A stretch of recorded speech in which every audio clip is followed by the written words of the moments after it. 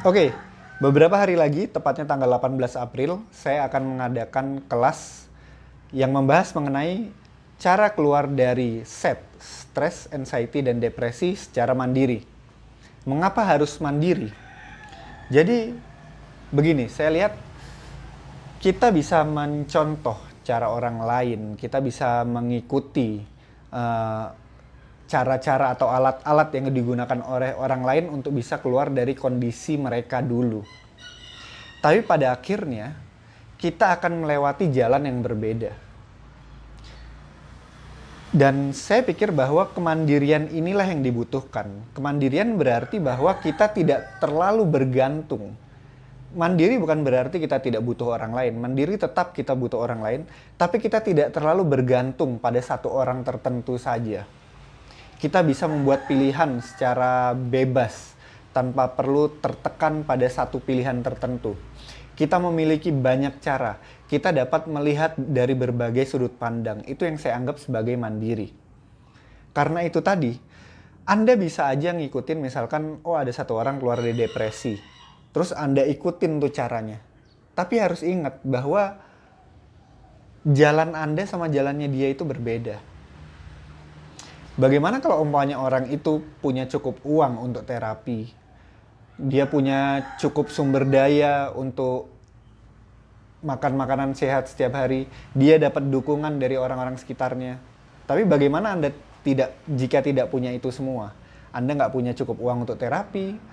Anda juga makan pas-pasan, makan yang seadanya aja, nggak bisa ngikutin kayak pakai vitamin apa segala macem.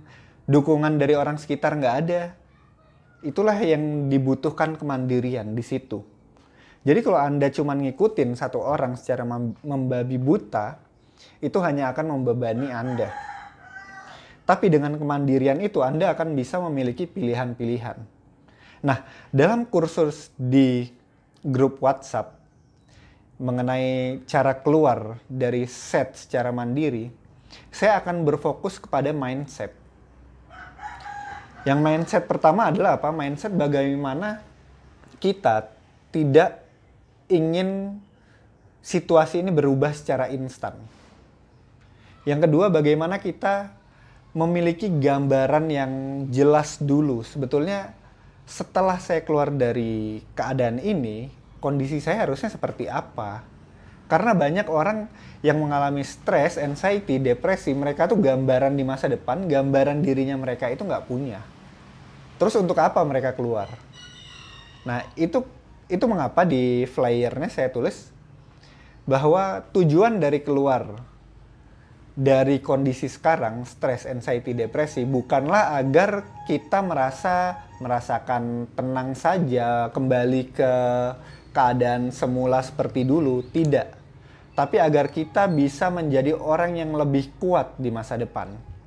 Percuma kalau umpamanya kita keluar dari kondisi yang menyakitkan pada saat ini hanya untuk bisa kembali ke kondisi masa lalu.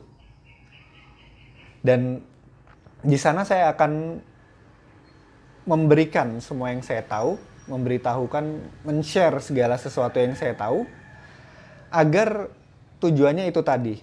Pada akhirnya saya akan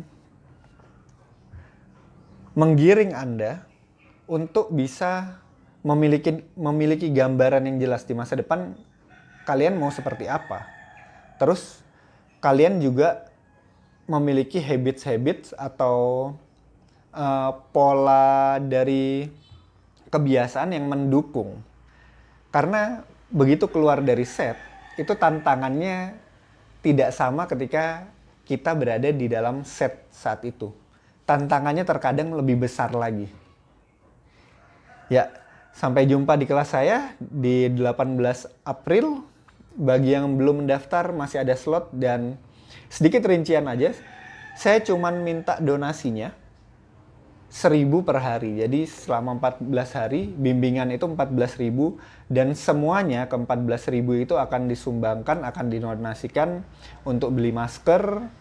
Kemungkinan paling banyak akan beli masker dan beli kurma untuk dibagikan kepada orang-orang di sekitar lingkungan saya. Jadi ada banyak orang yang membutuhkan di lingkungan saya dan saya mengajak teman-teman semua Pertama, untuk menjadi diri yang lebih kuat. Itu mengapa saya beri nama programnya Diri yang Baru. Yang kedua, untuk bersedekah bersama agar kita kuat dan bisa beramal bersama-sama. Thank you, sampai jumpa di program Diri Baru. Terima kasih.